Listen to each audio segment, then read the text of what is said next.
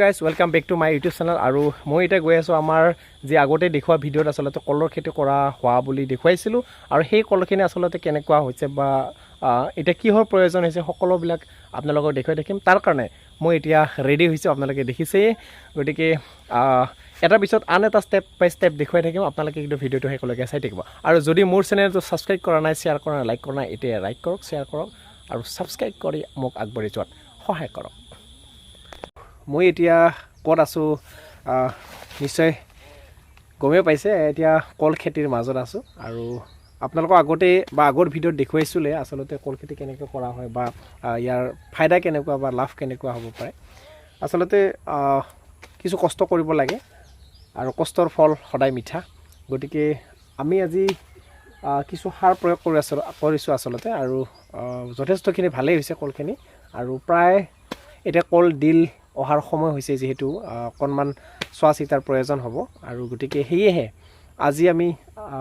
ইয়াতে ঔষধ প্ৰয়োগ কৰা হৈছে ইউৰিয়া সাৰ দিছোঁ আৰু এনে তাৰপিছত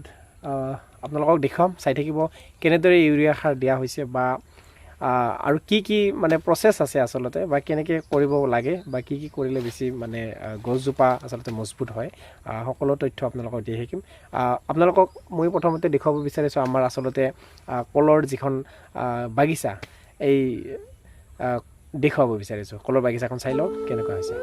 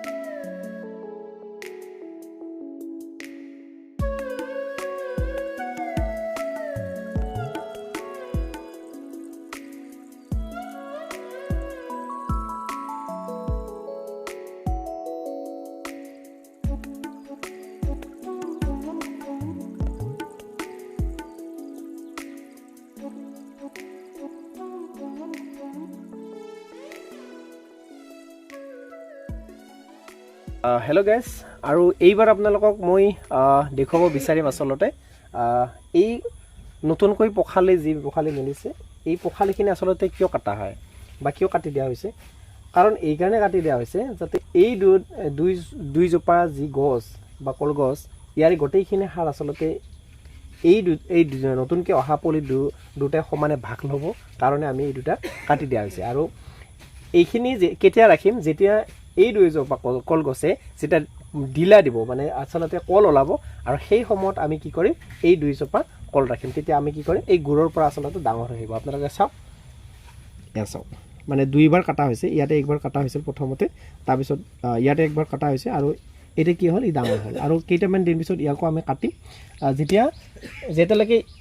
এই দুইজোপা কলে আমাক মানে ফল নিদিয়ে তেতিয়ালৈকে আমি